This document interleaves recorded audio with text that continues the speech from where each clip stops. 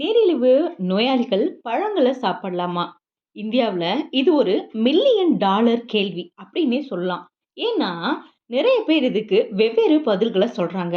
பழங்கள்ல இயற்கை சர்க்கரைகள் இருக்கிறதாவும், அது சாப்பிடுறதுனால ரத்த சர்க்கரை அளவு அதிகரிக்கும் அப்படின்னு சில பேர் சொல்றாங்க.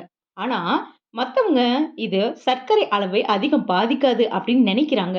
உண்மையிலேயே பழங்கள்ல இயற்கை சர்க்கரைகள் இருக்கு. ஆனா, குறைந்த கிளைசெமிக் குறியீடு கொண்ட பழங்கள்ல சாப்பிடுறது நீரிழிவு நோயாளிகளுக்கு எந்த பிரச்சனையும் ஏற்படாது. ஏன்னா, அது ரத்த சர்க்கரை அளவ ரொம்ப ரொம்ப மெதுவா அதிகரிச்சு, திடீர் உச்சத்த தடுக்குது. இந்தியாவுல குறைந்த கிளைசெமிக் குறியீட்டு கொண்ட 5 சிறந்த பழங்கள் மற்றும் நீரிழிவு நோயாளிகளுக்கு எந்த விதத்துல நல்லது பண்ணுது அப்படிங்கிற இந்த பதிவுல நாம தெரிஞ்சுக்கலாம். ஹாய் ஹலோ ஃப்ரெண்ட்ஸ், வணக்கம் அண்ட் வெல்கம் டு தேன் மிட்டாய் யூடியூப் சேனல்.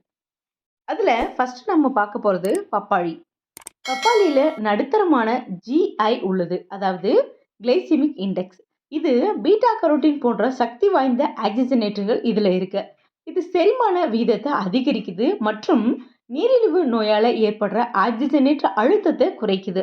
நீரிழிவு நோயாளிகள் மத்தியானம் அல்லது காலையில அரை கப் பப்பாளி துண்டுகளை சாப்பிடலாம். இருந்தாலும் அதிகமா பழுத்த பப்பாளியை விட கொஞ்சம் காயா இருக்கிறத சாப்பிடுறது நல்லது. ஒரு நாளைக்கு 100 முதல் 150 கிராமுக்கு மேல எடுத்துக்கொள்ள வேண்டாம். அடுத்ததா நாம பார்க்க போறது ஸ்ட்ராபெர்ரி. ஸ்ட்ராபெர்ரியில குறைந்த GI இருக்குது மற்றும் அதிக ஆக்சிஜனேற்றிகள் இருக்குங்க. இது இதய ஆரோக்கியத்தை பாதுகாக்குது. அது மட்டும் இல்ல, இனிப்புக்கான ஏக்கத்தை குறைக்குது அப்படின்னு சொல்லலாம். இது இன்சுலின் உணர்திறனை ஆதரிக்குது மற்றும் உடல் வீக்கத்தை குறைக்குது. இதுல இருக்கக்கூடிய கார்போஹைட்ரேட்கள் மிக மிக குறைவு. அதனால தான் நீரிழிவு நோயாளிகள் ஒரு கப் ஸ்ட்ராபெர்ரிகளை சாப்பிட்டாலும் அவங்களுடைய ரத்த சர்க்கரை அளவுகளை அதிக தாக்கத்தை ஏற்படுத்தாது அப்படின்னு சொல்றாங்க. அடுத்தா நாம பார்க்க போறது கொய்யாப்பழம். இது ரத்த சர்க்கரை அளவை கட்டுப்படுத்தும் ஒரு சூப்பர் பழம்னு சொல்லலாம். கொய்யாப்பழத்துல விட்டமின் சி மற்றும் நார்ச்சத்துக்கள் நிறைஞ்சிருக்கு. இதன் கிளைசிமிக் குறியீடும் குறைவா இருக்கிறதுனால இது ரத்த சர்க்கரையை அதிகரிக்காது. கொய்யாப்பழத்தை தோல் உரிக்காம சாப்பிடுறது குளுக்கோஸ் சமநிலையை பராமரிக்க உதவி செய்யுது. நீரிழிவு நோயாளிகள் கொய்யா இலை தேநீர் குடிக்கிறது மூலமா சிறந்த பலனை பெற முடியும். இருந்தாலும் பழுத்த கொய்யாவை விட கொஞ்சம் காயா இருக்கும் கொய்யா பழத்தை சாப்பிடுறது நல்லது. ஏன்னா இதுல சர்க்கரை அளவு குறைவா இருக்கு. இதுல இருக்கக்கூடிய பொட்டாசியம் ரத்த சர்க்கரை மற்றும் ரத்த அழுத்தத்தை கட்டுக்குள் வச்சிருக்க உதவி செய்யுதுங்க. அடுத்ததா நாம பார்க்க போறது ஆப்பிள். ஆப்பிள் இதில் இருக்கக்கூடிய பெக்டின் எனப்படும் செரிமான நார்ச்சத்து சர்க்கரை உறிஞ்சுதலை மெதுவாக்குது. ஒரு நாளைக்கு ஒரு சிறிய ஆப்பிள் சாப்பிடுறது சர்க்கரை அளவை சீரா வச்சிருக்க ஹெல்ப் பண்ணுது. இதுல இருக்கக்கூடிய சேர்மங்கள் கெட்ட கொழுப்பை குறைத்து செரிமானத்தை மேம்படுத்த உதவி செய்யுதுங்க. இந்த பழத்தை காலை உணவாகவோ அல்லது மாலை சிற்றுண்டியாகவோ சாப்பிடுறது நல்லது. இருந்தாலும் ஆப்பிள்களை எப்போதும் தோலோட சாப்பிட்றதுக்கு பழகிக்கணும். ஏன்னா ரத்த சர்க்கரை அதிகரிப்பதை தடுக்கும்.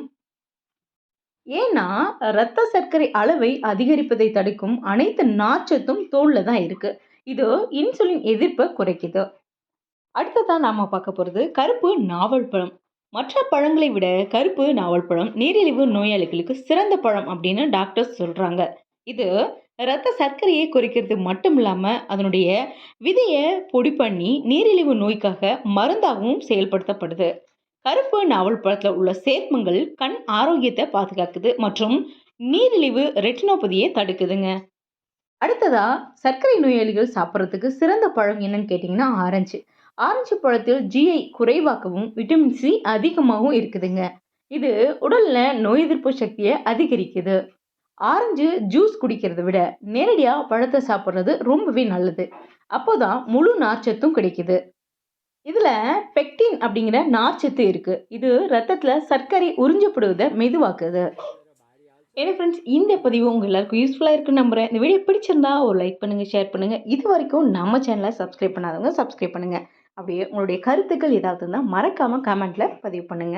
மறுபடியும் ஒரு யூஸ்ஃபுல்லான கண்டனோட நான் உங்களை மீட் பண்றேன். தேங்க்யூ.